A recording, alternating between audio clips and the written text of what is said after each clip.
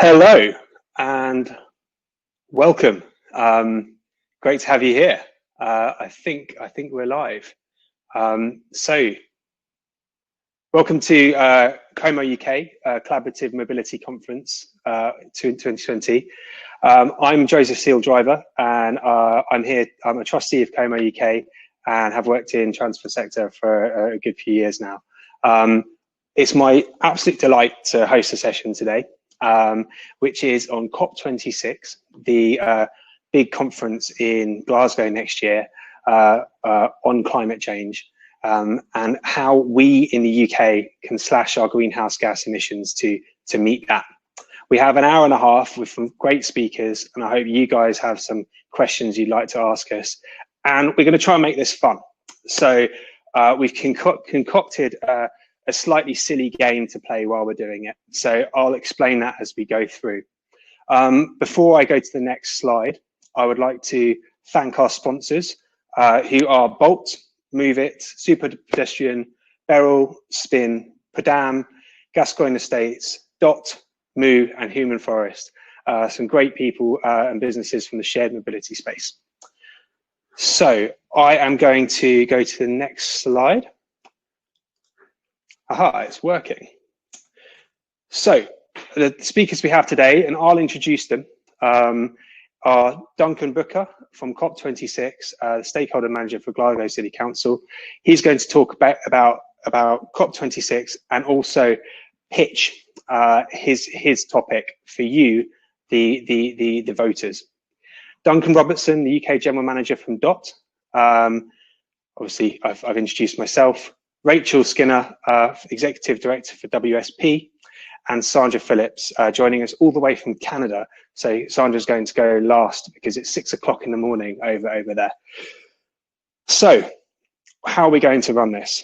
What we're going to do is we're going to imagine that we in the audience are the decision makers, and we get to set the agenda for COP26 at this big conference next year on climate change. And what we're going to do is we're going to allow each of these speakers 5 minutes to introduce their topic, and what they're trying to do is to get us to vote to put their topic on the agenda in front of decision makers next year. Now, what we're going to do is have the 5 minutes each. We're going to start the poll. We're going to have some questions, and at the end of the session, we'll release the results of the poll. All a bit of fun, because we know that we're not comparing apples with apples. Actually, what we're doing is we're comparing things that don't really compare, but we're having some fun as we go. So I'll let each of the speakers introduce their topic, and the poll will start at the end of the last person.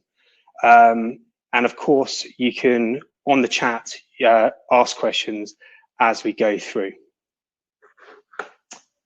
Right. So before we go into this, I would like Dr. Duncan Booker to briefly introduce COP26, and then what we'll do is we'll start the once you've done that, we will start the timer, and you have 5 minutes. And I have my trusty sales gong if I should need it to speed you up. But we are self-timing as we go. So I'm going to mute myself, and Duncan, over to you.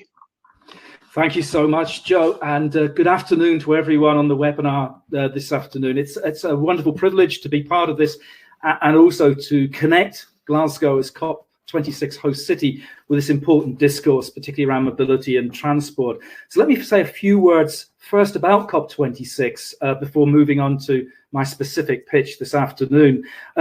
It's quite clear now that as we look to recover from the COVID crisis, which we had not foreseen, the world once more needs to turn to address the climate emergency, which we already knew to be looming upon us. And in some ways, COP26 here in Glasgow is now going to be the point at which the entire planet, we hope, comes to its own senses, comes to an agreement, and comes to reset a much more positive and safer planetary future. Now, COP26 was to have been held in Glasgow this year in November, but it has been postponed to next year, to the 12th of November, at something called the Scottish Event Campus by the River Clyde here in Glasgow. We've continued as a council to work with the UK government, which is the host national government for COP26, and also with the arms of the Scottish government, such as the police and other emergency services and Transport Scotland. Under normal circumstances, you would expect COP26 to attract around 30,000 accredited delegates across the period, and possibly hundreds of thousands of activists, NGOs, and protesters. The current position is that we are still planning for an in-person event because that's what all partners have said would be best for a successful negotiation. But of course, we are mindful of different scenarios around COVID that we need to plan for and test over the very many uncertain months to come. And so we hope to welcome all of you on this call at some point to COP in Glasgow next year. And COP, as many of you will already know, is divided into two particular physical zones. One's called a blue zone. That's run by the United Nations, and it's where the nation states have their particular discussions. And people can get access to that, but it's more likely that something called the green zone, which will be run by the United Kingdom government and will be in the Glasgow Science Centre, is a place where many of the people on today's webinar will be able to find possibly some purchase for an event, a stand, a set of activities, and the opportunity to apply for that will be available from January of next year. We as host city are also very keen to offer a welcome. Most COPs are held on the edges of cities and quite secure zones. In Glasgow, you'll very much be in the city centre. We want you to have a real proper welcome and a sense of where you are, a place called Glasgow and a nation called Scotland within the UK. So we want to put, as it were, a kilt on the COP to make sure you know you're here. So I hope to welcome you next year. And this moves me on to my pitch in quite an easy pattern. But before we go, David, I'm just going to step in because before I'm going to start the timer first of all. But secondly, I just wanted to raise our hand and say that this is a really interesting and fantastic opportunity for the UK, isn't it? It's a great chance, and actually we're feeling quite optimistic about some of the things we can do for the climate at the moment. With changing the White House, touch wood, we're going to see the US join the Paris Accord. Only today we saw that the UK government is talking about road user charging. Mm-hmm. They're talking about subsidies for e-bikes. There's been a tender released for e-scooters in London, and on top of that, Dolly Parton has put money into a vaccine which has got 95% success ratio. So I think we hopefully what we can do today is we can be optimistic. I know the challenges are quite vast, but I'm hoping that we can all challenge each other and bring out some best practices, and at the end of this session probably feel maybe slightly better about our chances. So that, I think, is how I'd like to hand over to you. Time starts now. Okay, thank you so much, Joe. And one thing else I would say, use COP as a shoulder to the wheel of your current ambitions. I don't believe COP tells us anything new we did not already know, but it helps us. It opens doors that perhaps are on creaky hinges and unstoppers ears that weren't perhaps listening as well to the messages that we wanted. And in that light, one of the key things I want to say here today is about some of the key messages Glasgow's host city wants to talk to itself about and to the rest of the world. And here comes my pitch therefore. We know that transport as a sector is now the largest contributor to carbon emissions in Glasgow and Scotland. So it's a given that we need to decarbonise it. We need to find new technologies and new ways of working.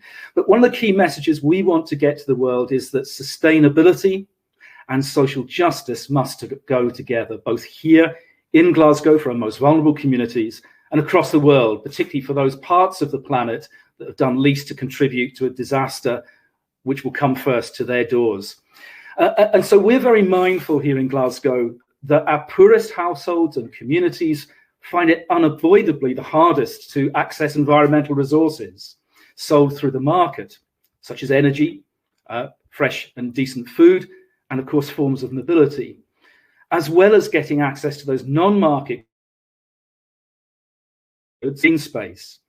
And this shows me, as I speak about these things, that there's room for a free market, private sector response, but also for the public sector, and particularly local and national government, to get involved in that and to set ourselves in UK and across Scotland that real ethos that we want to bring people with us, and that in fact no one should be, as it were, left behind. And I just want to quote you a couple of things in that light from our climate emergency report here in Glasgow. We declared a climate emergency last year, And we followed it up with some detailed planning. But at the heart of it are a couple of fundamental principles, one of which, to quote from it, is that actions to address the climate crisis must not further disadvantage people and communities who already experience significant inequalities. And secondly, that actions to create a safer and more sustainable city should also be aimed at building a just and more equal city. And it's interesting, when we consulted on our climate emergency planning last year, transport came up as the most significant issue for Glaswegians. They talked, of course, about decarbonising and improving air quality, but in many ways they talked about governance issues. And I'm quite mindful when we talk about innovation, we understandably think of technology, and God willing, technology will save us all, from a COVID vaccine to decarbonising the sector. But innovation also involves innovation around financial instruments and governance, and in particular, how we do things in our cities. And one of the other key messages as COP26 host we want to get to the world is that whilst nation states make pledges, or sometimes fail to agree all that much, it's cities that often are the places where we see delivered a low carbon and climate resilient future. And how we do that with and for our people is therefore the key message I want to get across to the governments of the world, to the leaders, to the negotiators for COP26. And if we look at some of the interventions that have occurred throughout the COVID crisis, like our Spaces for People programme here in Glasgow, very similar to other cities throughout UK and Europe, where we widen access for pedestrians and cyclists and deprivilege of the motor car, we know that we've got a real challenge in how to retain the benefits of that, but also how we are to rebuild a public transport system, which because of social distancing is under real challenge. And in particular, how to get people out of their cars and back into public transport. And so for me, one of the key messages here around sustainability is that whilst we talk about technologies, and whilst we talk about the difficulties of bringing financial instruments to the fore and so on, many of these arguments are fundamentally ones that our great grandparents would readily have understood, because they are about a discourse that relates to democracy, power, and who gets to decide. And when it comes to mobility, and when it comes to COP26 and how we decarbonise our transport sector, I think this is one of the key issues that we want governments to bring to mind. Whatever they're planning around the technology and the finance, that needs to be at the forefront. So I'm just going to conclude by saying as well, Glasgow was one of the, I think we were actually the first city in the UK to publish a resilience strategy a few years ago. And notably, we said that whilst we couldn't predict the future, and who did predict COVID, we knew that a resilient city would grow out of a more just and fair city and an open and active democratic conversation with our people. So my final comment there is that sustainability and social justice must go together, and a democratic and open conversation with all our communities about how we carry forward and decarbonise our economy and society, especially transport, is at the heart of the message Glasgow wants to put to the world as host city and to ourselves as we look for a legacy from hosting that big event. Thank you, Joe.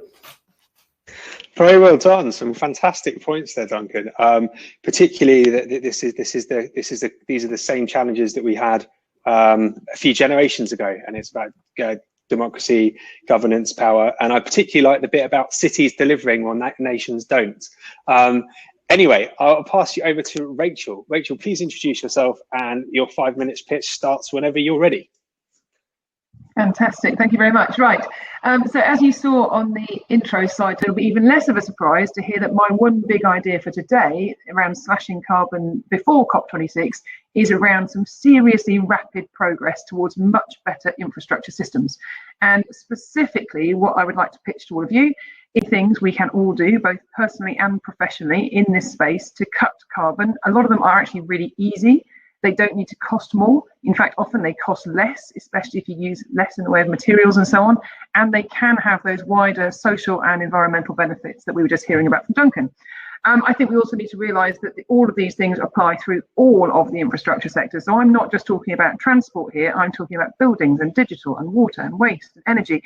Now, I get it that some of that might seem quite remote from some of you and the roles and the ideas and the innovations and so on that you are trying to bring through to market, and indeed in some cases very successfully, but they are the bedrock on which society relies. And without all of those sectors all pulling together, mobility in all its forms and lower carbon mobility, certainly, and the ability and the need to move becomes much more difficult. So coming on to transport, we need to realise that this thinking applies across the whole life cycle and the whole system. So through the design, through the build, through the operation of the transport infrastructure itself, and not just the obvious elements, not just the roads, not just the railways, but also the systems on which these rely, the energy systems, the digital connectivity, the building assets that allow all of these things to operate safely and coherently every day, and of course the vehicles that use them. And so obviously there is some serious work to do here. And it strikes me that we all need to do this together, because no one person, no one organisation is going to get us to net zero carbon with just a single voice. And I think we all need to help each other to make sufficient noise and build in sufficient ideas for fast change. So I guess I totally get it that today's audience is very much skewed towards, if you like, the cleverer end of the mobility marketplace. And I say that quite consciously, it's a compliment. It also happens that it's my favourite space as well, because I am a transport person too. And in fact, this is the position from which I kind of made the leap from talking about transport and mobility change into the pieces I was just talking about to do with a net zero carbon world over the last few years. And I think perhaps that this transport and mobility vantage point is probably one of the most perfect places around which we can help others see the potential for infrastructure-led change. So I am asking, I think, for all of your help and of course your votes at the end of this session in terms of actually sort of making this case to you, because I think that infrastructure at a systems level isn't just about building stuff. It's about how we use all those different things, because it lasts for so long, because what we do with it really matters, because we've got to cope with probably 90% of what we've already got for the coming decade and what's obviously then to come beyond that. So these carbon impacts, in terms of both transport specifically, but also infrastructure more generally, they've only become a problem in the last 200 years. It's because we've become so dependent on fossil fuels that it's become this mega urgent climate problem in the last 50 or so. And I think the challenge for infrastructure overall is that we are now responsible for around 70% of the world's carbon emissions when you look at it in a whole system sense. So now we obviously, to me at least, have a responsibility to work to fix it.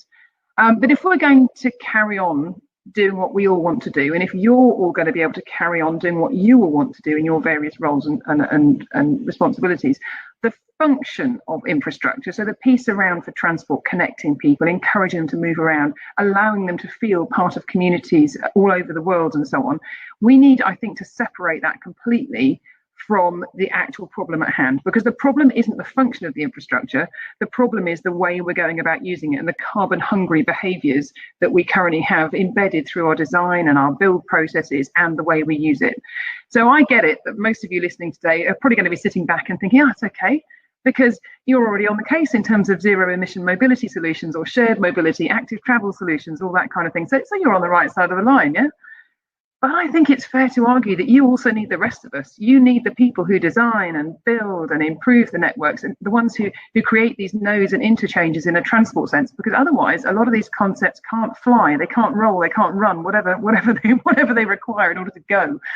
Because actually I think you could help the wider infrastructure sectors to kind of wake up and realize that by investing and improving in these networks and systems with this clear carbon conscience, everybody has to change so much faster than we are now. So I don't think we need further permissions. We don't need a further license to operate. What we need to do is tell a totally different story. And I would love for all of you to be a part of that story and to help us explain our transport infrastructure in particular in a far more productive way. Because unless we do that, we aren't going to get there in terms of net zero, because we're going to keep on restraining ourselves in terms of onward investment. So that's what I want. I would like you all to help us over the next 12 months to build our story to do with infrastructure transformation. Thank you. Amazing. Thank you so much, Rachel. We had some connectivity issues around 2 minutes. So anyone that missed anything in particular can chuck a message into the chat and we will allow you to come back on that. But I think it's a really interesting challenge for those of us that work in transport.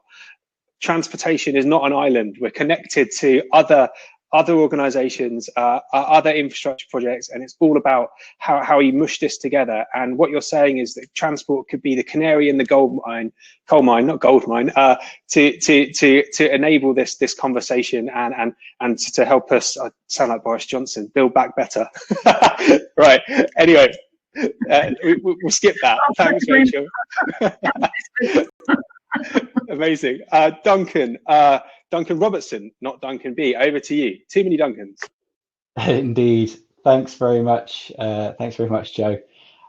So hello, my name is Duncan Robertson. I am the General Manager for electric bike and scooter operator DOT, based in the UK. We operate electric bikes and electric scooters in Italy, Belgium, Poland, Germany, and France, where we recently won some major tenders to operate large-scale schemes in Paris and Lyon. So yeah, I was asked to kind of consider how, as an industry, we should be gearing up for COP26. And I was reminded how discussions around climate change can often seem quite abstract and kind of hard to conceptualize in terms of the impact that you or I can have, similar to what Rachel was saying, I think. And this is likely a reflection on the absolute enormity of the challenge that seems to be in front of us, and how much change that actually needs to be done, and is often can only be driven really by central government. But from a micromobility perspective, I think our industry is already a force for positive change, by helping to reduce reliance on motor vehicles, improving air quality, and providing a boost to public health. Sorry, I'm just going to the next slide. There we go. So why wait? I'm going to spend the next 5 minutes focusing on some of the more kind of practical insights of how positive environmental change can be delivered now and in a corporate context.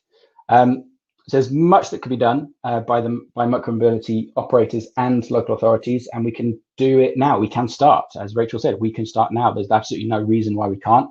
And in fact, many have already started. Excuse me. So firstly, on sustainability and delivering positive change must be embedded in the very core of a company. I think I mentioned I'm taking this from a company's perspective. So from DOT's perspective, our 3 company objectives are to be useful. We want to provide services that people actually want to use and help them get around and serve a positive purpose. We want to be profitable. In order to be useful, we need to be around for the long term. So we need to make sure that our operations can be sustainable and we can run a sustainable business. But fundamentally, to this topic, we also want to be sustainable in an environmental sense.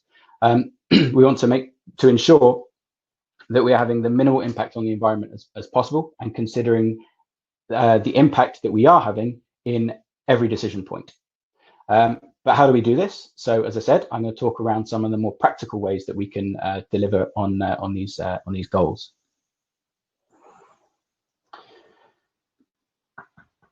So, once sustainability is baked into the company, we are then empowered to be able to lift the rocks on the value chain and ask the real questions of the norms that we find under those said rocks. So, from an upstream perspective, we must demand more from our suppliers.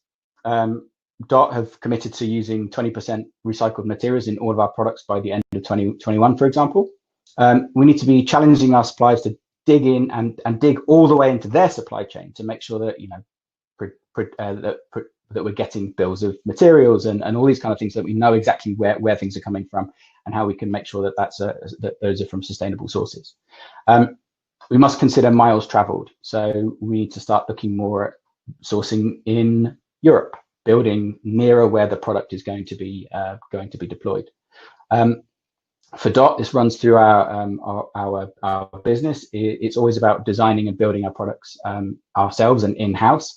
And this is a vital way for us in particular to get that visibility and that transparency into what's coming into our ecosystem. We can do more, and we will be doing more. The next stage is how we can impact on live operations. We've electrified everything from electric vans to electric cargo bikes to make sure that all of our operation is done using electric fleet. The technology is absolutely there, and there's not really any excuse for not doing it. So we do. Again, mentioned before by others, we must use renewable power sources. We're going to use a lot of energy. We need to make sure that it's from renewable sources. There's plenty of tariffs out there. Again, from a company perspective, there's no real reason that we shouldn't do it. So we should. So we do. We must also look to extend the lifespan of the vehicles that we're using, using very careful repair and maintenance. basically every extra day that a vehicle is safely on the road represents a part of a new vehicle that doesn't need to be deployed. So this extension of the life is really, really important. And finally, on this topic, everyone needs to head over to using swappable batteries. Not only does this mean that the service is better for riders because the fleet is always available, it means that we require fewer vehicles. So again, we're slowing the front loading of resources that's actually required to run these services. Finally, on this slide downstream, we need to be looking at how we're dealing with batteries, because a lot of the micromobility industry is going towards a battery operation. We need to make sure that we're giving these batteries second lives. We're disposing of them responsibly if they need disposing of, but ideally give them second life. There's plenty of people now out there creating a little industry on using batteries for extending the life of batteries. We definitely need to tap into that. Reuse as well, and any vehicle part that is that needs to be used or can be reused needs to be used. I'm getting the gong single. Okay, next slide. Let's just do it quick. So external factors, local authorities. I know there's going to be a lot of local authorities out there on this call. Please listen. Use your tender process. Make sure that you embed the things that I've just spoken about in the tender. Make sure that everyone is committing to these things. Measure them when they commit to it, and hold them to account. Make sure that you as local authorities, make sure that you are getting every single operator to show you how they're delivering on what they're promising. That is me. Thank you very much. Just avoided the gong, I think. Thank you, Duncan. It's brilliant. Well played. So I think it's fantastic what Stott's doing there with the focus on the supply chain and also recycling. I think it's quite interesting, isn't it, that you had Rachel arguing that transport is the Russian doll for infrastructure, showing how we need to work together and how that can exemplify sustainable behaviours. And then you're saying that the sustainability of the actual operator within the transport sector is the one to vote for, because that is how you exemplify sustainability. So we've kind of got a Russian doll effect here going on. Sandra, over to you. Please take it away. There we go. Hello, welcome. I'm calling in all the way from Vancouver. My name is Sandra Phillips. I run an organization called Move Me. We focus on shared mobility architecture, so the designing, the planning, and then the building of these new mobility services. And I will be talking about why I think we need a Swiss Army knife approach to personal mobility to slash our greenhouse gas emissions. And I'm Swiss Canadian, so obviously the Swiss Army knife analogy makes a lot of sense to me, but hopefully by the end of this presentation, it makes a lot of sense to you as well. So I'm going to move to the next slide. There we go. The obvious one, how do you slash greenhouse gas emissions? You electrify your transportation. That makes a lot of sense, have incentivized personal EVs, use curb and lane management to promote EV usages. There's lots of tools to do that. Problem is, if people stay in their cars, and we know from the current pandemic that people prefer individual transportation, so if they stay in their cars and they buy an EV, you still have same challenges around, using our infrastructure, our resources inefficiently. On top of that, it also becomes an affordability problem for some people. So I'm going to argue that we actually need to use shared mobility as the antidote of personal vehicle ownership. When I talk about shared mobility, I really mean the shared use of any vehicle. It doesn't matter what type of vehicle it is, that provides users with short-term access when and if they need it. Car sharing is a good example, especially, and I put that here because it always gets forgotten in the mix. You do need a car for longer trips and when you go shopping. Micromobility, as Duncan just said, is a great first and last mile solution. And this is what is key to my pitch is, you actually need to combine that with public transport. You have to create a flexible, affordable, and resilient transportation ecosystem that truly can compete with personal car ownership. And just like the Swiss Army knife, you would have different tools for different use cases. The micromobility scooter when you have to go short distances, the car when you go shopping, public transit if you have to move a lot of people during rush hour. So that's what we need. I'm going to give you an example of a project we've been involved in here in Vancouver, Canada, where we tried the Swiss Army knife approach, and the results are actually quite promising. We worked on a project called the Shared Mobility Compass Card. It was a pilot program, a P3 partnership, so private-public, which I think is key to the success of slashing greenhouse gas emissions in the future. We had TransLink, which is the Public Transit Authority, 2 car share providers, Moto and Evo, they're both local, and Mobi Bike Share. It was a 9-month pilot targeting work-related travel. We obviously launched this before the pandemic. We went right through during the pandemic where work-related travel just dropped. But we had 13 organizations signed up, and some of them were health authorities, which obviously their work-related travel increased during the pandemic. So it kind of balanced itself out to a certain degree.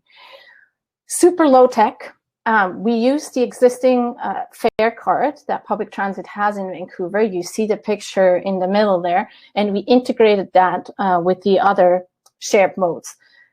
That essentially gave the participants of the pilot access to over 4,000 vehicles. That included buses, bikes, SkyTrain, different types of car share vehicles. Super low tech, not a lot of cost. The results are quite, as I say, quite promising. So we measured mode shift in particular of people and benchmarked them at the beginning and at the end and in the middle when the pandemic hit, just to understand like where is this going. And 60% of the users replaced their personal vehicle. So they didn't bring their car anymore to work because they had other ways to get around. Now you may argue, well, obviously the employer paid for it, so obviously there is a high percentage. Yes, that's true, but over 95% also said they would join this program personally if they had to pay it themselves, because it was so much easier. And one of the participants said, emotionally, I felt I had so much choice to get around. Now, the other really interesting thing is we actually measured greenhouse gas reduction in this pilot, and it was a small pilot, so granted it's not that impressive, but at the same time we saved over a ton of greenhouse gas emissions just with the 6,000 trips that we had. So my pitch is we have to integrate the two systems, and for that public and private have to come together more in the next couple of years. And that's all I have. You get extra points for being just 2 seconds over, Sandra. Very well timed, and also some extra points for dialing in at 6 o'clock Canadian time. So thank you for that. Excellent. So I think that was really interesting. For me, what was quite fascinating there, Sandra, is you didn't use the word mobility as a service. Why not? Because I personally, in my experience, when you talk about mobility as a service, it becomes this gigantic vision that is really almost impossible to wrap your head around how you make this reality. And as I said, we used this super low-tech approach and ultimately kind of achieved the goal that a MAS system does. You know, we had unified access, unified registration, unified invoicing, even payment. So that's why I'd rather talk about integrating than MAS. I also think the other thing with MAS is it focuses on the technology. And I don't think the technology is the key to MAS, the partnership and building the trust and the relationship. And for that, in my personal experience anyway, you better start with something small that everybody can agree and feel comfortable with, and then build towards the big vision, then go in with all in. Very few people can handle that, I think. I have a theory, no way of quantifying it, but I think there's been more PowerPoint slides on MAS than there has actually been journeys so far.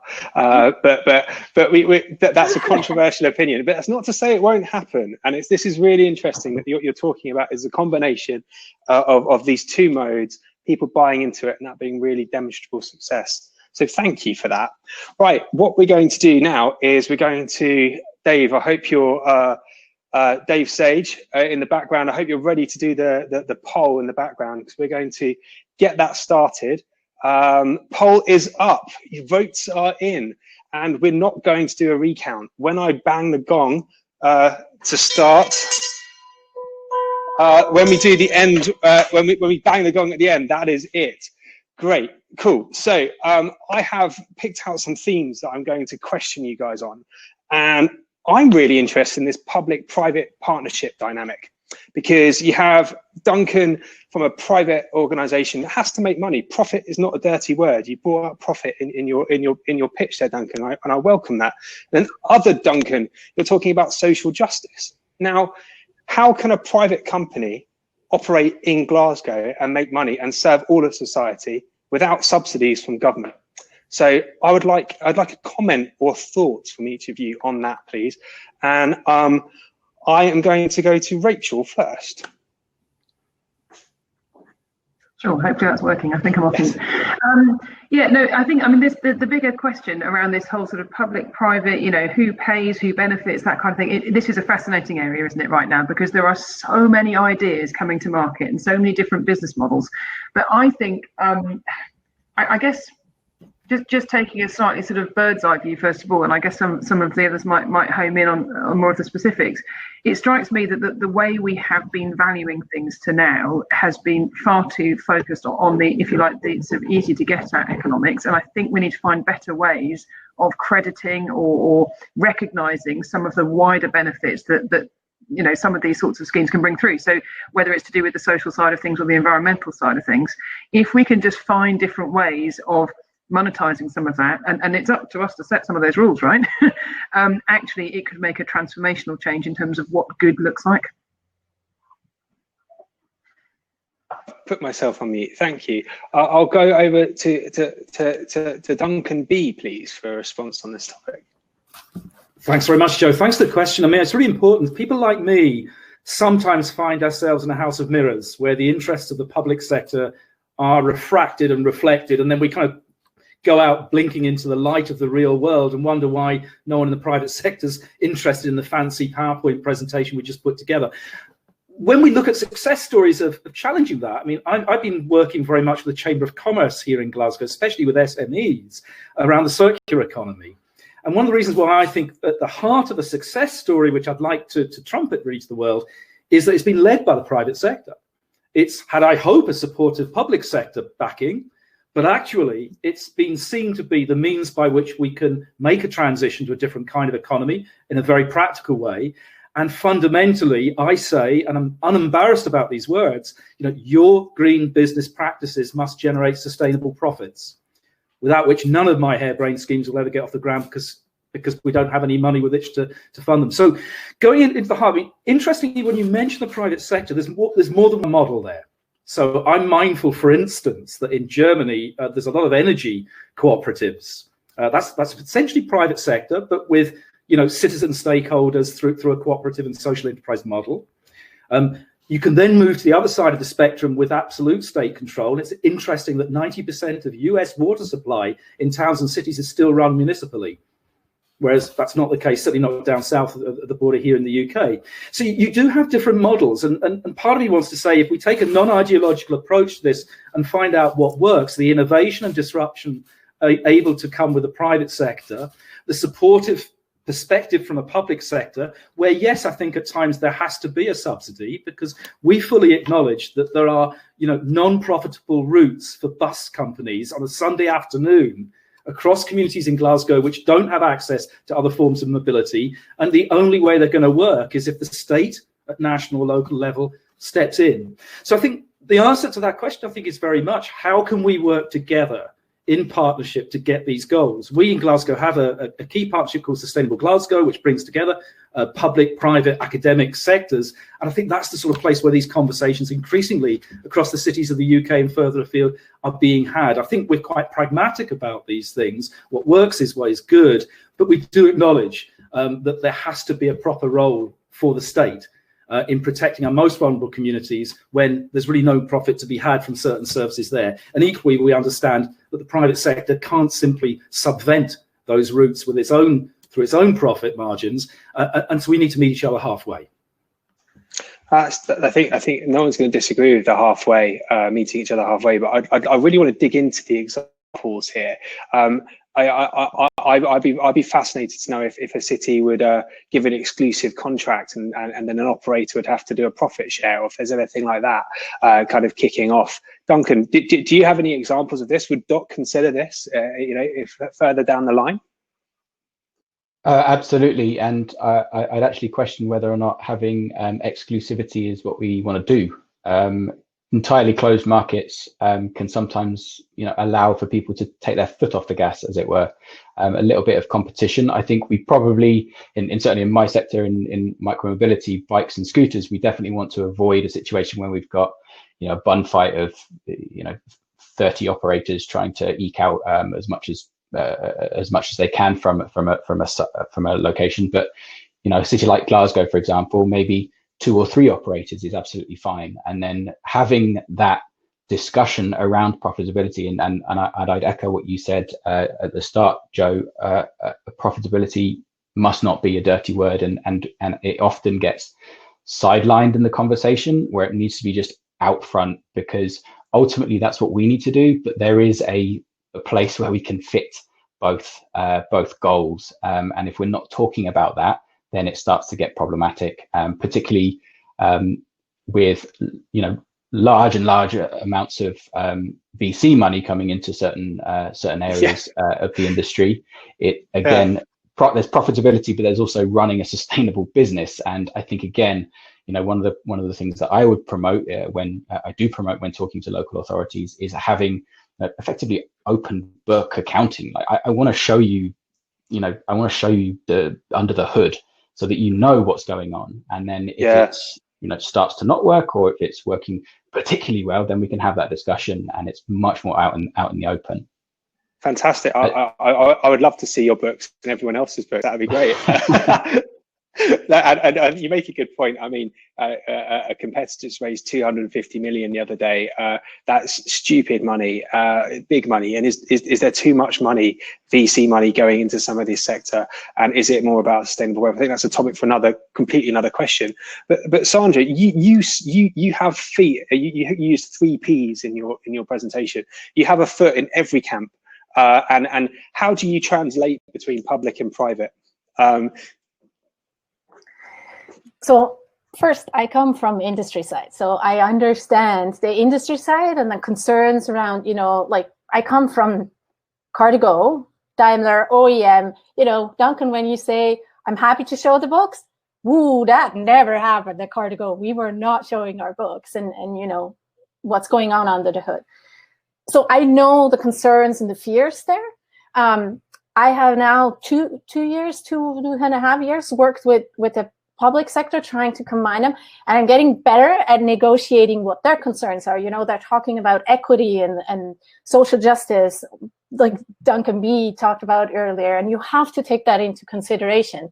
So I'm Swiss Canadian, so sometimes I feel like the neutral Swiss in the middle of it all, and being the mediator. And I actually think for these P3s and to integrate the systems, you actually need somebody that is independent, not related, not operating anything, because sometimes emotions go high, right?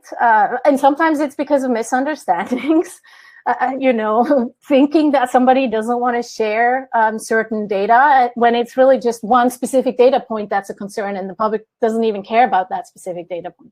So I think part of me thinks they're probably going to be more Swiss neutral bodies in the future of transportation, because you need that if you want to create bigger systems. Amazing, thank you, Rachel. You had a point about renewable energy that I think we missed out in the first part of your presentation. Do you want to just chip in on that? As a new thought, actually, just in relation to this bit of the conversation, actually, I think there is an interesting case study out there, if we want it, for the last decade or so, and it's a Scottish related one, in fact, where we've seen some very rapid progress towards increasing renewable energy sources, particularly out of Scotland, and to do with wind and solar and things like that. Really fast progress within a decade. Now, the business models there, which were very much sort of government backed on the basis of a particular deal that was struck at a particular time and so on. It's really interesting to see how the cost models and also the revenue models are shifting so fast in this space that actually now you've got a number of firms there who are doing significantly better than perhaps they thought they would. Now, how do we translate that through into the mobility space? Because I think that's really interesting. I'm absolutely on board with the idea there's nothing wrong with making a reasonable profit, at least, as long as the outcomes we're trying to seek are also good outcomes in terms of those environmental and social angles as well as everything else. I think that's really interesting. You can think about. I think there was a project by the London Mayor talking about doing the energy company fall on. But actually, when I think about it, I don't get many. Not many public-private joint ventures spring to mind that have been like a resounding success. I say that, but maybe there are ones. I mean, the Santander bike scheme is obviously a fantastic one here in London. Duncan, I know you used to work there, so I have to say that on this call. Fantastic. Right. Okay. I think this is a really interesting discussion, and I'm not going to release the results of the polls. You can still vote. We are taking postal votes up until the poll finishes, and at that point we will release the information. So, Rachel, I have a bit of a challenge for you on infrastructure. Now, I don't know much about infrastructure, but I view it as though you're taking off a plaster. I think you have. It's not something you look forward to doing, but you have to do it. And all infrastructure is good infrastructure, apart from roads, probably. Why is it? I mean, I look at Berlin. They've taken 12 years to build an airport in the centre of Berlin. That's just been announced, right, or just happened. And I think about some of the projects in the UK, which I personally am massively a fan of. Is it ever thus? Was it always the case that infrastructure takes longer than you expect, it's more expensive than you think, and you just need to get on with it? Or am I just being basic? Oh, if only it was that straightforward.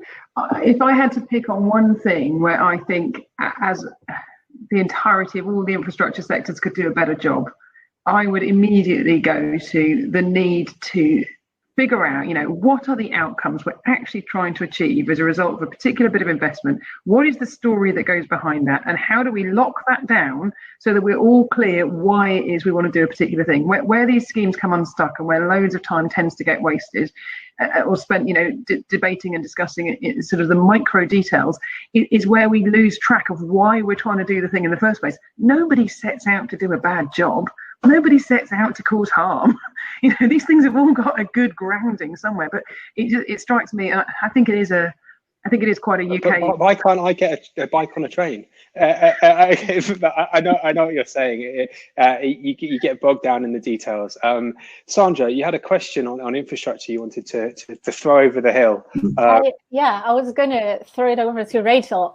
So you mentioned you're not just thinking about infrastructure in the sense of, roads in the built environment. And that's one part that I'm really trying to wrap my head around, especially when now I'm using the term MaaS, because MaaS is digital infrastructure, a layer that you put on top of, let's say, DOT and, Drive Now. They all have their own digital infrastructure. And I can't figure out for the life of me, who is the right person to be in charge of that? And how do you do that? Will we accept in the future that this is part of the public infrastructure? And if we want equitable social societies, then we need to make that as part of public? Anyway. It's a very long ramble of trying to figure out who is it and how do we do this? Well, I mean, the brief answer on it is I think infrastructure is changing. I think the domain space has shifted already. I mean, where, 100 years ago, it was very much a physical thing you had to go and do, and it generally involved building some stuff that wasn't there before or changing some stuff that wasn't there before. Now, almost always in terms of big project investment, certainly, but also some of the more niche and specialist things as well, there is absolutely a digital overlay that has to sit alongside it in terms of thinking about how are we going to use this thing? Because if we just simply carry on with, well, it's going to be what it's always been, we're going to be having this debate forever. And I, for one, want to get past that and get on with it. Yeah. So, anyone else want to come in on this topic before I do a very inelegant segue? I just add one thing, if I may, Joe, to what's been said. I mean, we're moving on a little bit, I suppose, to the smart city discussion in what we've just said. And I kind of think back to what you just said earlier, Joe, that we've probably generated as many PowerPoints on smart city as we have actual solutions, following what you said about mobility as a service. And it can have a rather opaque and off-putting jargon, but at its heart, it's about making better use of assets you've already got, about new ones, connecting them and making better use of data. Not unfamiliar. I mean, you know, the beginnings of the public health data revolution began centuries ago here in Scotland with parish records that were accurate enough to allow people to look at the epidemiology of sickness and death. So, you know, we've got a history there, and I think in many ways it's about using these things better for the purposes of our social objectives, but somehow they seem to fall between stools somehow. And the smart city is probably a good example of where, you know, a lot of seminars have been organized, and a lot of investment potentially put in, but, you know, as a citizen, you'd struggle perhaps to see where the benefits are, other than the apps you already put on your phone anyway. Fair point. So let's imagine that you guys could click your fingers and you could change a policy in the UK that can help us reach our climate goals. What would it be? And I've got a subsequent one of that, because I think one of you might answer the way I'm thinking. So over to you. Oh, and I can't forget the chat questions. I've been reminded. I will come to them, and while you guys are talking, I'm gonna pull together a few. Right. Should I take that one first? In the extreme, I would say ban all cars from city centres. But maybe if I'm being a little bit more practical and pragmatic, it would be double again the infrastructure spend on refocusing streets away from cars. So those would be the key policy changes I would like to see.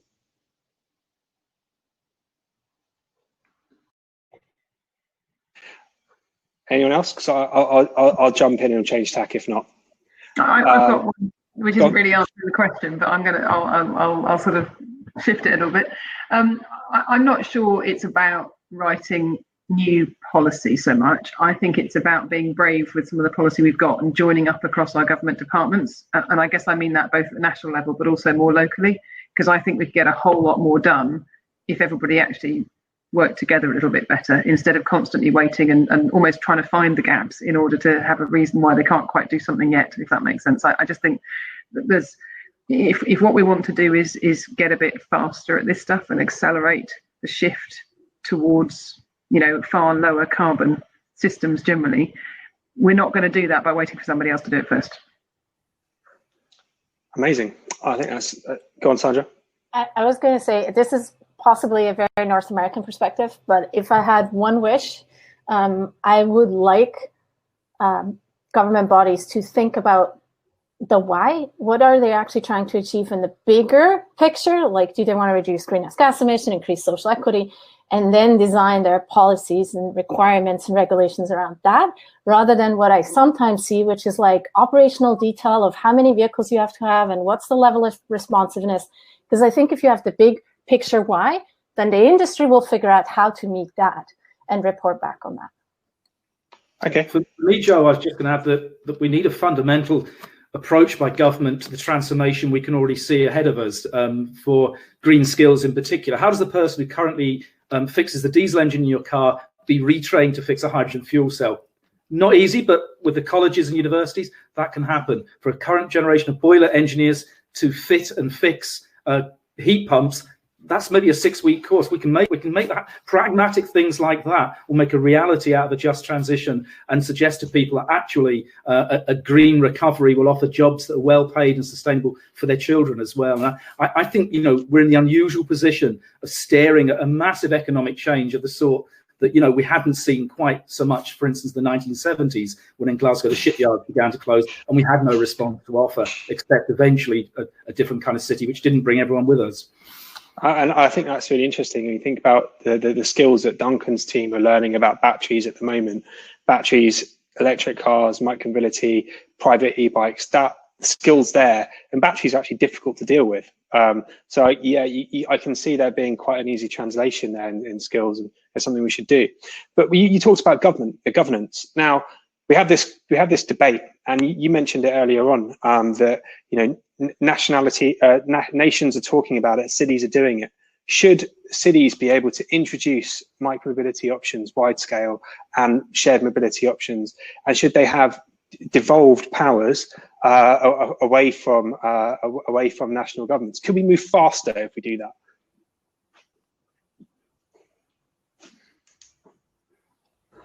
I'm doing a very funny head shake, and the reason I'm doing that is, yes, I think absolutely. Cities are kingmakers or queen makers, but I also think the challenge with cities, and this is, I'm using Metro Vancouver as an example, is that every city then starts to do their own thing, and there is no overarching, vision and view. And then, the bike share is licensed this way in North Vancouver, and just across the bridge is completely different. Plus, they each charge a fee. So I think if we do that, there also has to be a shift towards intermunicipal licenses. And as much as I used Vancouver as a bad example, I will actually say on the ride-hailing side, they did come together and create an intermunicipal license. And the biggest city, the city of Vancouver, manages it for everybody else. So yes, but then the cities have to start work together. Otherwise, it just becomes a mess from a user perspective. Yeah, can I chime in on this? Got many years of experience working in London and the challenges that brings with having 33 local authorities. And certainly my experience with bike share is that exactly what you just described, where you end up getting kind of different perspectives on that, and it's very difficult to run one thing. And from a consumer perspective, they have to stop at one location when it's just an administrative boundary. So I think that for cities with multiple authorities, having a wider view is essential. Doesn't necessarily need to go all the way up to a centralized government, but certainly having a whole city perspective is much better. What we're seeing, it was Joe mentioned only today, there's a scooter tender for up to 3 operators to launch scooters in London, and TfL and London councils, who represent those the boroughs, have come together and have got, I think, 11 of the 33 boroughs to agree to launch, and they're all very much connected to each other. So that's going to be for London perspective, that's going to be a real jump in a extremely positive direction to be able to have a service that runs across 11 boroughs. So that's really exciting stuff. And I know there are much less complex city governments, but particularly for the larger municipalities, then having that kind of top-down view is often much more preferable from everyone's perspective. I must admit the London tender is no mean feat. Having that out there today, I thought it was a bit of a coup. It's not all of London, but better some than others. And maybe we end up with bikes and car sharing and all the rest of it all together in one pot. That would make things a lot easier in the capital. But anyway, as per the questions on the right, and I suggest if you're watching, jump onto the questions on the chat. There is quite a few here. I've been challenged by Jules saying lots of useful arguments being made, but we need to remember that rural is actually very important, and of course it is. And I'm sorry for focusing on the city. I'm based in the congestion charge here today, and surrounded by lots of evil polluting cars. So that is where my head's at. But you're right, and it's actually a harder thing to do, I think, to change rural behaviours, because they're so dependent on cars. Unless anyone disagrees with me, I think that's why we end up talking about smart cities and about the greenhouse gas emissions in cities predominantly. No one took the bait there. Okay, so we had a few questions. I'll take the bait on that one.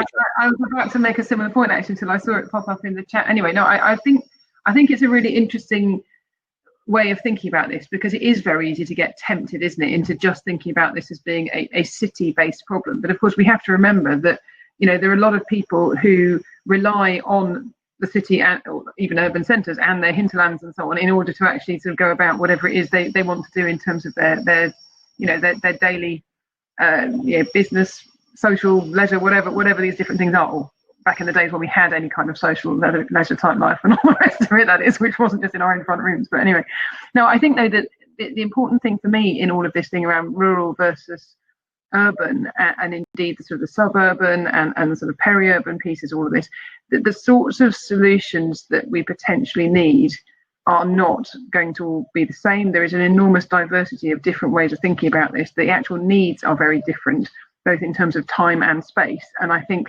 to me, I'm sure, I suspect an awful lot of you listening will agree, very often it's easy to forget about some of the rural aspects, but actually they are often what makes some of the urban, more central pieces and schemes and so on actually tick, because it's only by fitting it all together that the whole thing starts to work. And, you've only got to look at a transport interchange to think about, well, who's actually coming here? Why are they coming here? What are they doing when they get here? And that kind of thing.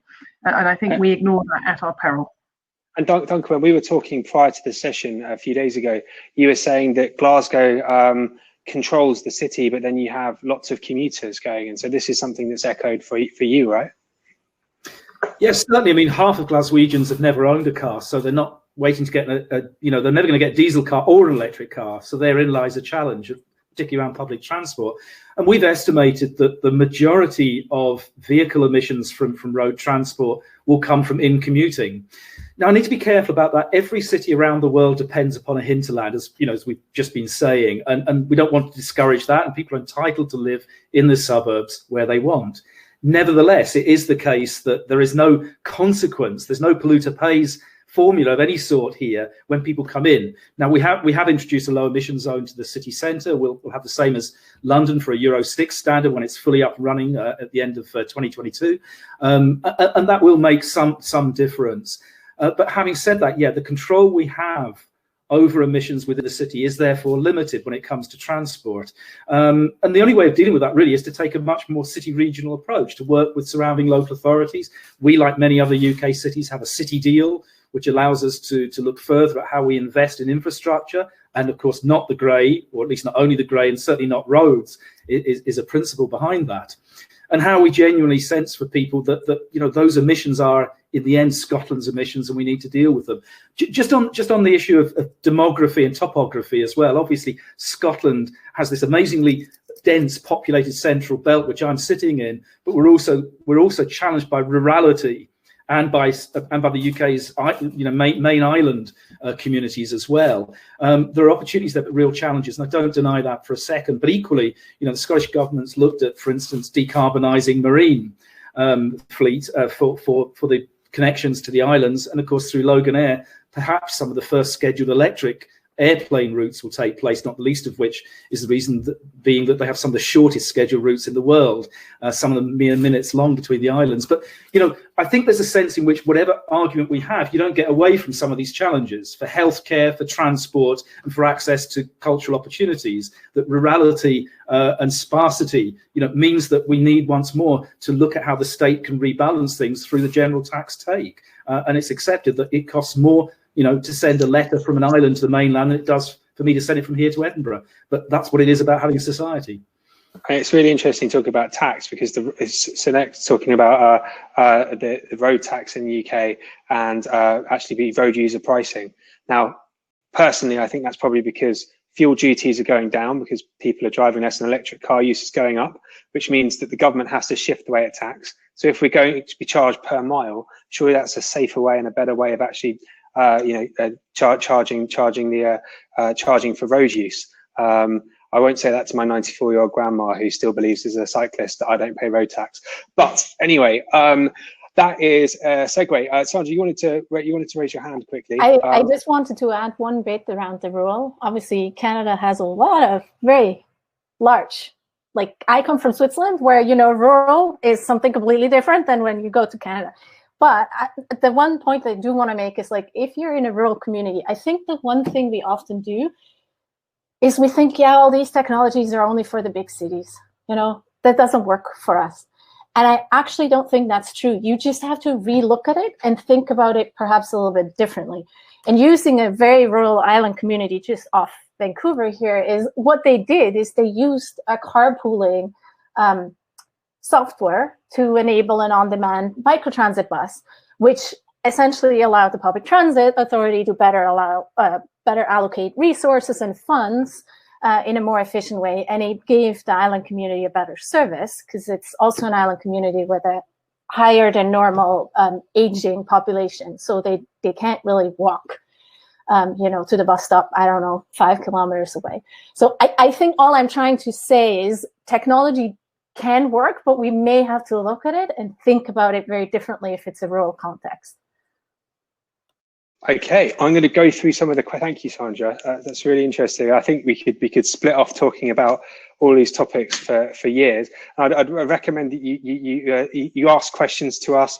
There's other panels for Como UK throughout the week, and I remember talking about the same thing last year in Birmingham in person. And look at how when the Como UK conference was there last year, and think about what's changed in a year since Birmingham last year. So there's a question from James on placemaking, which I'm going to come to. Placemaking is a key tool. Non-traditional transport interventions are often cheaper. Any comments on that? And I'm going to load up a few questions. Duncan, you've had one to you about swappable batteries. Why are they more efficient? And I think there's also a question further down about how many operators should you have in a city? And I'd like one of you to, maybe Sandra, you can chip in on that. So we've got placemaking, Rachel, Duncan, swappable batteries, Sandra, multi-operator, and there's a comment from Matthew Clark to say that cities should be devolved, and there's a report on the Urban Transport Group, which is worth a read, I think. Why don't we start there? Rachel, I'm over to you, and I'm going to look for a question for Duncan. So, okay, so starting on that placemaking one, and the idea that non-traditional interventions can often be cheaper. Well, potentially, absolutely, of course. I think for me, everything comes together in places, doesn't it? It goes back to what we were just saying. It doesn't matter whether we're talking about a city or a sort of a smaller urban centre or a town or a village or something far more rural. For me, I suppose the ideal solution we're trying to get to is a set of mobility solutions that achieve the objectives we're trying to get to in a bigger sense, but also provide that ability to move for the people who are living and working and so on in that community. And I mean, place is absolutely at the heart of that. And this is a brilliant question for me because I'm a geographer to start with, so it's all about place in terms of how it all comes together. So yes, I think what we have right now is the opportunity to bring through and to try out, I guess, a whole host of new and fairly innovative interventions, some of which don't need to be all that expensive, to see what sort of things work in different sorts of places and to think about how they start to bring through some of the wider benefits, those social pieces, those environmental pieces we've been talking about all the way through. I think there's a prime opportunity to do that and then to learn fast, but also things that don't work. Okay, fine, we've tried, let's move on, let's try something else. I mean, today the Southwark Council were talking about a hospital, the Hospital Trust putting in low traffic neighbourhoods. So the hospital fund getting involved in transport infrastructure. So I think it's really interesting how placemaking is making is becoming so topical at the moment. Did anyone else want to chip in on placemaking as a topic? Can I maybe just add something, if that's okay, because it's a particularly strong one, I think, for local government these days. We've shifted, I think, from a conception of planning, which was quite top-down and professionalised, to a much greater community involvement model with placemaking at its heart. And I'd urge people on this call to if you Google the Scottish Place Standard, that's something that we've developed here in Glasgow that's now used on a national basis, and we're actually going out to communities, or at least digitally at the moment, going out to communities to talk about people's priorities for their area. It's linking into our development of a new transport strategy for the city, and using that place standard gets people thinking about what matters on a local neighbourhood basis. I often say it's about people and puddles, when it comes to climate issues. It really gets down to that kind of local aspect. And I think placemaking is something that is, relatively speaking, a success story for this part of the world, one that we really want to promote. Thank you. So Duncan Robertson, Don Roberts, over to you on the question around swappable batteries. Why is that better? Yeah, we had a question on that earlier. I was looking through the comments. I think so. It's swappable versus infrastructure, I think, was the question that was being raised. And it's a very good point that, you know, if you've got a full infrastructure, then sure, you don't need to swap batteries and you can have charging happening.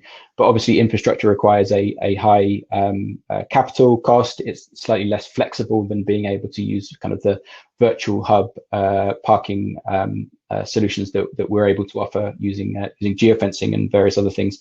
So yeah, really the benefits are against non-swappable batteries, where you can with a non-swappable battery, you have to take that vehicle off the street, charge it, and therefore it's not usable for those however many hours that it requires charging. With a swappable battery, you can just take a load of charged batteries, take them to the vehicle, and they're just ready to go. So the availability is much higher. So yeah, those are the kind of key differences, again, particularly around the infrastructure and the capital cost and the slight lack of flexibility. I think in the future that we're looking at kind of hybrid models of all of these things. So there's nothing set in stone at the moment, but certainly being able to make the most out of the battery using swappable is a good advantage at this time. That's really interesting. When I'm walking around London, I'm not seeing enough micromobility options, and they certainly don't all have swappable batteries. So I very much hope for that to happen more.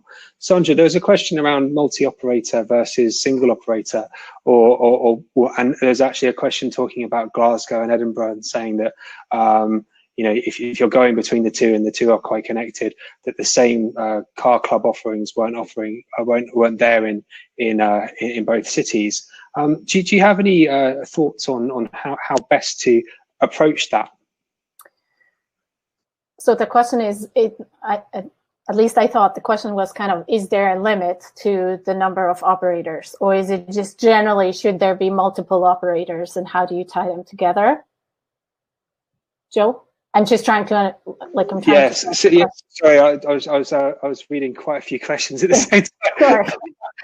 You caught me off guard. Sorry. No worries. So yeah, it's a question of how should we organise single operator versus multi-operator, because yeah, I think what the person was saying is in Scotland and Edinburgh there is Enterprise Car Club. In Glasgow there's another operator, and if you can't travel between the two and use them both interchangeably. Mm-hmm. And so when cities are connected, should we think about regions? Should we think about single operators, or should there be multi-operators? And what's the best practice for that? So I'm a firm believer that you should have multiple operators, possibly even offering the same kind of business model. And the reason I'm saying that is because if you think about shared mobility, I think worldwide they're tapping into like maybe 1% of all the trips. So there is a massive spectrum of growth in the first place. But the other reason I'm saying that is you need a certain amount of vehicles to make the system reliable for the user. And a user, I know all the brands in the world hate to hear that, but they don't really care what the vehicle is when they have to get somewhere. They just need, and when I say vehicle, I want to be clear, I don't talk about cars. It can be a bike or whatever it is. They just need a way to get there. So the more you have, the more reliable the system becomes, and the more it really can be kind of a competition to your own personal car. I will also tell you, and I know I keep going on about examples from North America, but part of that is because I feel like I'm the North American representative on this call. So Vancouver is one city that had 4 car share operators, 2 station-based, 2 free-floating, until recently, Car2Go pulled out. And they had a total of about, I think, just over 3,000 cars together, which meant that over 30% of the population, Vancouver has around 700, 800,000, depending on the year, population, over 30% had a membership and used it. So if you want to reach those numbers, if you really want to make a change and a difference, you need multiple operators. Now, I will add a caveat around that. The challenge with multi-operator and the idea that you want to have that is when cities start to regulate caps on fleets.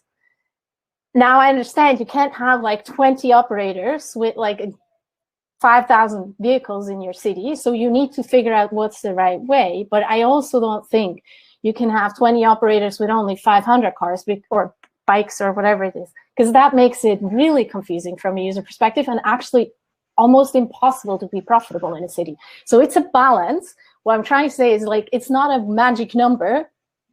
It's yes, you want competition, and then you need to figure out what's the right number of operators with the right number of vehicles to reach your targets, going back to what are your overarching targets.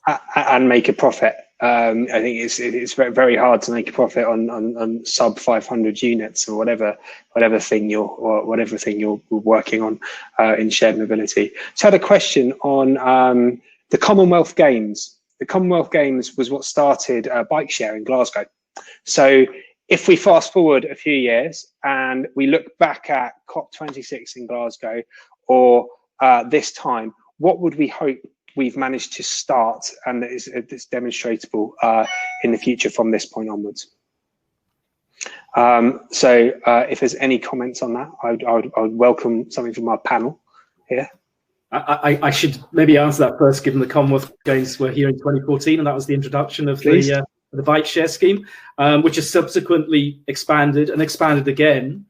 And what was really interesting about that, I think there was an assumption that maybe visitors to the city would be principal users of the scheme, and it's actually turning out to be a lot more residents using it, which is a great result, because many of those residents, of course, will no longer be bringing their cars, or simply for the first time will be cycling around in ways that are good for the ownership of the street by pedestrians and cyclists in any case. So it's been a kind of success story, and similarly for COP26, I think we're looking for a legacy in terms of work around, decarbonising heat, especially, as well as transport, and with some real hard areas in Glasgow. Anyone who knows the city knows that one of our principal housing types is tenemental, which is 3-4 story sandstone buildings about 100 years old. Very, very difficult to retrofit, and we're currently working on that with some housing associations to try and bring them to passive house standard. That'll be a real we've set sail for a carbon neutrality target year of 2030, and we can only do that if we take those really difficult jobs like retrofitting our tenements and decarbonising transport, and all the low-hanging fruit's already been done. All the LED lights are installed, etc.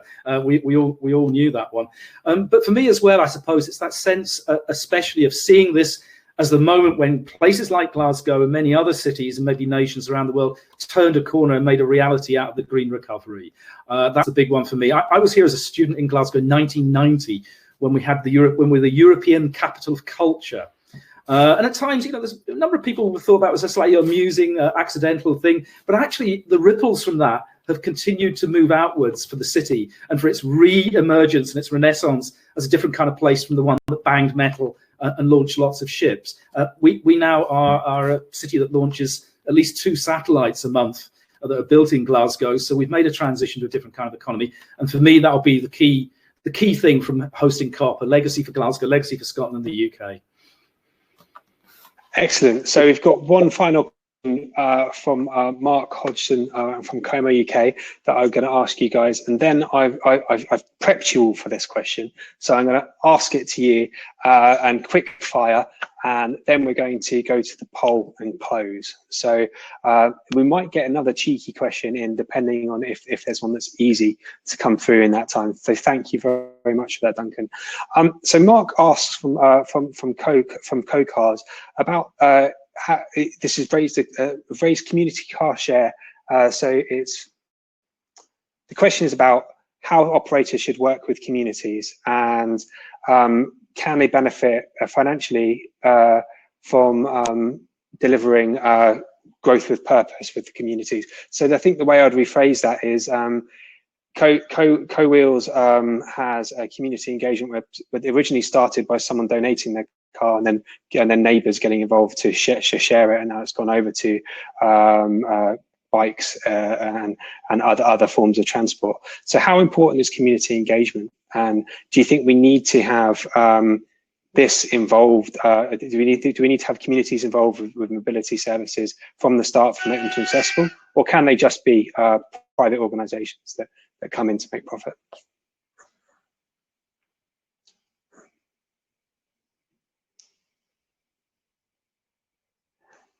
Okie dokie. I'll fill that one. So, for example, Pony Bike, which is quite an interesting company, they get you to adopt a pony, and you put it on the street, and then you name it, and then you have a revenue share from it. And I'd love to see results on that. And I think that there's potentially a better introduction if you have the local community involved. But anyway, I'm going to have to skip that one.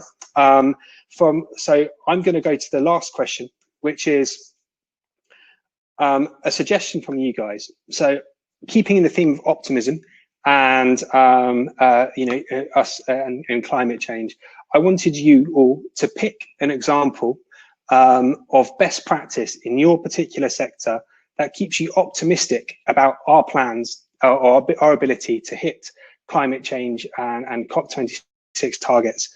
But caveat, this can't be your business or your organization. It has to be, bigging someone else up as we go. So I'll let anyone raise their hand to take that one on first of all. Go on, Duncan.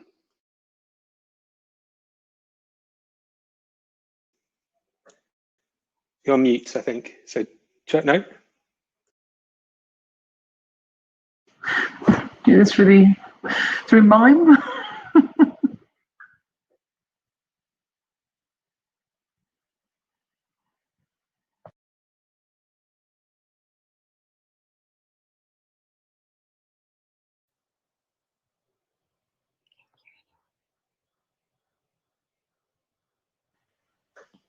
Oh, yes, me as well. Sorry.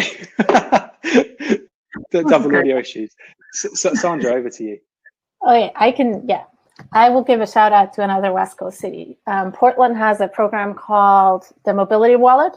Again, super low tech, uses parking revenue. If you give up your on-street parking space, you'll get a mobility budget that you can use on any of the shared mobility provider in the city. Bike share, even Uber and Lyft, public transit, scooter share, car share, super low tech city initiative. And the really interesting thing I find is that they're actually using, the saving of the parking revenue, I should say the other people that get a parking spot, they fund the person's mobility pass. And they have, to date, I think they have about 4,000 people in 2 parking neighborhoods signed up for this. So quite unique, quite simple.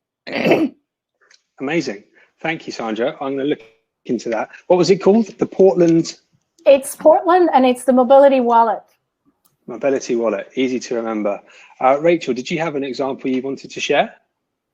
I am not going to name a specific example, except to say that there are dozens and dozens and dozens of good examples emerging around the wider infrastructure space where people are managing to both cut carbon and cut cost. And for me, that's the game, is to bring an awful lot of those ideas through so people can start to understand that that is not a trade-off you necessarily need to make. The other thing I would just say in closing is that I think we need to remember, not so much to do with COP26, I think that's fortunate timing, but to do with COVID. The one thing that sticks out in my mind that this year is showing us above everything else is that we can change fast when we have to. So my question, I guess, in closing is, how do we apply the same urgency of change to the pieces we're talking about here in terms of decarbonising and achieving all of those net zero carbon goals we've been talking about? How do we do that with the same urgency with which we attacked the COVID issue and actually showed everybody that we all, wherever we are in the world, actually can make those changes really quickly, like I say? It's a fantastic challenge and one that we should all remember. Thank you for that. Duncan, perhaps, Duncan B, perhaps you've got a suggestion. Yeah, I'm going to commend a local NGO called Bike for All, who have a fleet of e-cargo bikes available for rental to local companies, which really fits with our own, last mile issue from deliveries in the city centre, HGVs, LGVs. And they've also been involved in work with local communities to try to get more women involved in cycling, to get people from refugee and asylum seeker communities, homeless people even, breaking down barriers for people traditionally who have not felt able to participate. I think if we can do that, we make these things meaningful, we will reduce carbon emissions, and we'll create a more cohesive society. That's the real win-win. So good news story, and one that makes me proud. Bikes for all. Yes, that sounds great. Duncan Robertson, did you want to put something in the chat if you can't talk with your headphones? Or you've got it here. So many easy things can be done. Let's do it. Okay, brilliant. Let's get on our bikes or scooters or in our cars, and electric ones or hydrogen ones or electric planes, and do it. Excellent. Thank you. So we are going now to close the poll. No more votes after this point. And then we are going to, I know it's a bit bananas, we are going to close the poll, and I'm going to thank all of you for joining. Thanks for participating in the questions. And what I would like to do is also remind everyone to come and use the cafe afterwards, the virtual cafe, where we'll all be hanging out, drinking espressos and just generally chilling. So I'd like you all to join us there, and here comes the poll. Boom. David, if you put that up, can people see it? So I don't want to reset it. So I'm going to tell you what it is. So Duncan Robertson has 16% embedded sustainability companies. Yes, Sandra has 52%. Ecosystem of clean vehicles and quality public transport. And Duncan Booker has 17% of social justice. And Rachel Skinner has good infrastructure at 13%. So Sandra, you could commend you for storming ahead there.